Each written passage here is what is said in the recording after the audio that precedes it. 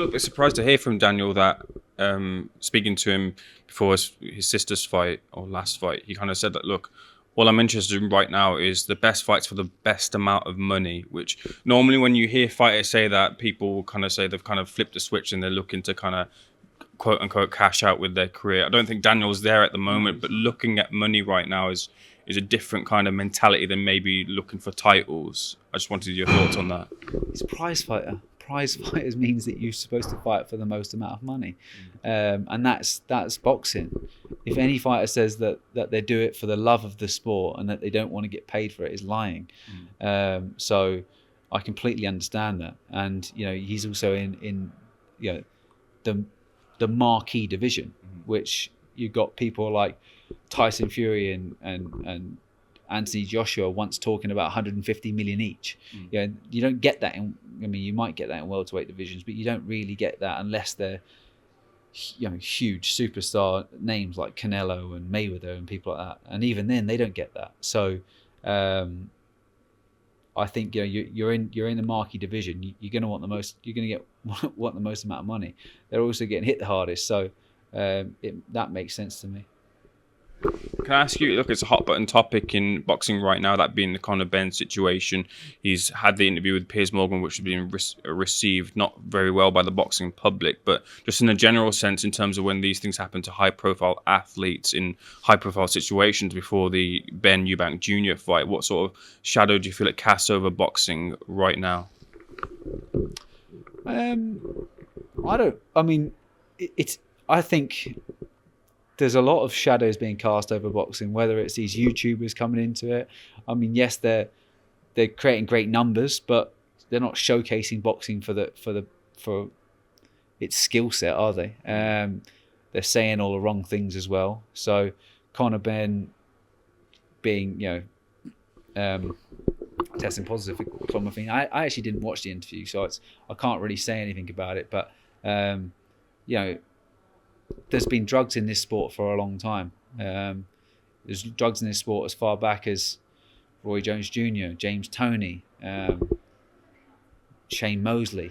There's been lots of people that have been tested positive over the time, and whether it's Canelo or I don't know. I think the list goes on. So there's always a shadow over it with that.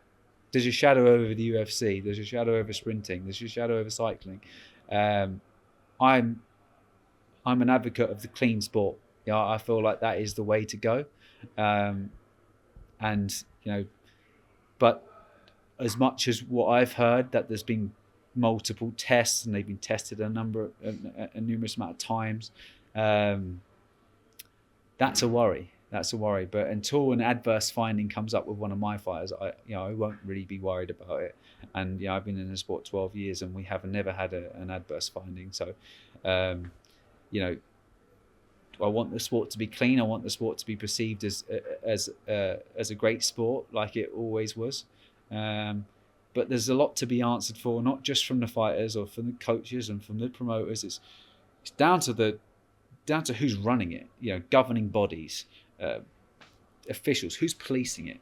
In football, you've got the FA that overrides all the decisions, and you might have that a little bit with the BBBSC, but that holds no merit when it goes to America. You've got Nevada State, that as soon as you get outside of Nevada, or you've got the New York State Athletic Commission, or all of these different states. There's no one person policing it. Now the WBC will try and do that, but as we've seen, they might go and put Jake Paul in the rankings at number 40. Like, how does that hold up? Like, come on, we need some answers here. We need some people that said, like, get away from the money driven side of it. Let's keep this sport pure. But we lost that a long time ago. So it's a cowboy sport. I have to be fair here. You're talking about other side and the YouTube side casting the shadow, but at one point you were Tommy Fury's coach there. So how do you kind of marry up the two in terms of being willing to? I wasn't his coach, was I? Or potentially, or going to be in his corner. Yeah. Would that be fair to say? But I wasn't though. So, but no, it's just that's just the fact of the matter is that they bring in a lot of money, and that's what happens. I mean, like, you don't get Jake Paul wanting to go into playing football or another sport. Boxing allows them to have a window so that they can pick and choose who they want to box and build up this profile. And it's seen as a macho sport, and it's an individual sport as well. And like golf's a skill sport. If you go and hit a shot off the tee, you're going to spray it. No one's going to watch it. So it depends. It can be fought on all levels, and that's why boxing is that one that people gravitate towards. But it brings in a lot of attention, and it brings in a lot of eyeballs, and it brings in a lot of money, and that's normally the factor, that defining factor. Speaking to you pre that fight, you gave a really good breakdown, and it turned out pretty much that way, Shane, minus a surprising knockdown in the final from Jake Paul and Tommy Fury. But you were quite vocal online, actually, on the night, weren't you? On Twitter, I believe, and you were saying that even if Tommy Fury was to win on points, he kind of needs to knock out, but he did get the win on points. How do you feel that fight went, and were you surprised with that knockdown from Jake Paul to Tommy Fury?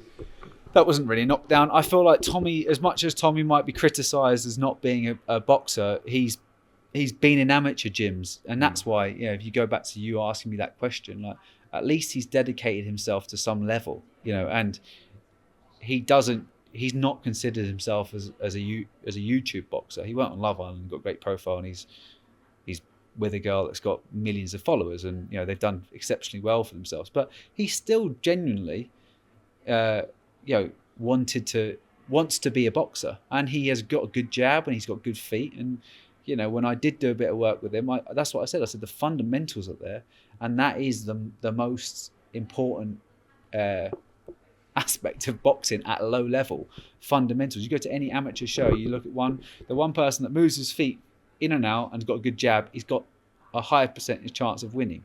That takes away power and big wide punches is what Jake Paul's got. So I feel like it was a low standard of boxing, and Tommy was more than in control of it. Rematch, do you feel anything would change? No, he's got his number for sure. Yeah.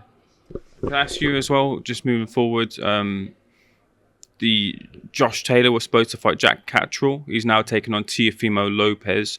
A good fight still, but not the fight that the boxing public wanted to see there.